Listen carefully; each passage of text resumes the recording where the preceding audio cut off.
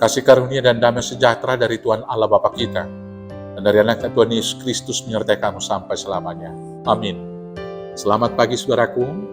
Mari kita mendengarkan firman Tuhan yang akan membantu kita melakukan semua aktivitas kita hari ini untuk kemuliaan Tuhan, yaitu dari 2 Korintus 8 ayat 9. 2 Korintus 8 ayat 9. Saya akan bacakan mulai dari ayat 7 sampai dengan ayat 15. Demikianlah firman Tuhan. Maka sekarang, sama seperti kamu kaya dalam segala sesuatu, dalam iman, dalam perkataan, dalam pengetahuan, dalam kesungguhan untuk membantu, dan dalam kasihmu terhadap kami, demikianlah juga hendaknya kamu kaya dalam pelayanan kasih ini. Aku mengatakan hal itu bukan sebagai perintah, melainkan dengan menunjukkan usaha orang-orang lain untuk membantu aku mau menguji keikhlasan kasih kamu. Karena kamu telah mengenal kasih karunia Tuhan kita Yesus Kristus, bahwa Ia yang oleh karena kamu menjadi miskin, sekalipun Ia kaya, supaya kamu menjadi kaya oleh karena kemiskinannya. Inilah pendapatku tentang hal itu, yang mungkin berfaedah bagimu. Memang sudah sejak tahun yang lalu kamu mulai melaksanakannya dan mengambil keputusan untuk menyelesaikannya juga. Maka sekarang, selesaikan juga pelaksanaannya itu. Hendaklah pelaksanaannya sepadan dengan kerelaanmu, dan lakukanlah itu dengan apa yang ada padamu. Sebab jika kamu rela untuk memberi, maka pemberianmu akan diterima. Kalau pemberianmu itu berdasarkan apa yang ada padamu, bukan berdasarkan apa yang tidak ada padamu. Sebab kamu dibebani bukanlah supaya orang-orang lain mendapat keringanan, tetapi supaya ada keseimbangan. Maka hendaklah sekarang ini kelebihan kamu mencukupkan kekurangan mereka, agar kelebihan mereka kemudian mencukupkan kekurangan kamu, supaya ada keseimbangan. Seperti ada tertulis, orang yang mengumpulkan banyak tidak berlebihan, dan orang yang mengumpulkan sedikit tidak berkekurangan. Demikianlah firman Tuhan. Bapak Ibu Saudaraku yang terkasih, dari sejak awal Tuhan menetapkan manusia hidup menjadi makhluk sosial, supaya manusia yang satu menolong kekurangan kehidupan manusia yang lain. Maka dengan demikian mereka hidup saling berbagi, saling menopang, dan saling mendoakan. Karena itulah dari sejak awal penciptaan, Tuhan mengatakan, aku akan menjadikan seorang penolong bagi dia. Dimulai dari skop paling kecil hidup rumah tangga antara Adam dan Hawa.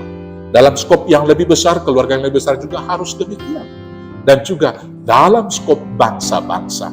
Dan dalam perikop bacaan kita ini, jemaat di Korintus yang mendapat berkat lebih, diminta supaya ikut mereka membantu juga saudara-saudaranya yang bergumul untuk membangun rumah Allah di Yerusalem. Saudara-saudaraku yang terkasih, semangat berbagi, semangat menolong dan menopang orang lain hendaknya tetap ada di dalam hati kita sekarang ini. Kita bersyukur di gereja kita, bahkan di hidup permargaon, di tengah-tengah hidup keluarga, pekerjaan yang demikian, tugas pelayanan kasih ini masih kita lakukan. Tetapi biarlah kita memberikan dari apa yang ada pada kita, bukan karena paksaan. Biarlah kita menolong saudara-saudara kita yang lain, bukan untuk dipamerkan kepada orang lain. Biarlah kita menolong saudara-saudara kita yang lain, bukan supaya kita perhitungkan nanti menjadi piutang yang akan kita terima pada akhir kehidupan kita. Biarlah kita menolong orang lain, bukan berdasarkan apa yang diberikan orang lain. Karena ada seperti itu, dia mau memberi setelah orang lain memberi, dan dia juga memperhitungkan nilai nominalnya sebesar apa yang sudah diberikan oleh saudaranya. Karena itu saudara-saudaraku, dalam konsep memberi ini harus ada keseimbangan yang lebih makmur, menolong orang yang berkekurangan, supaya keseimbangan kehidupan itu ada.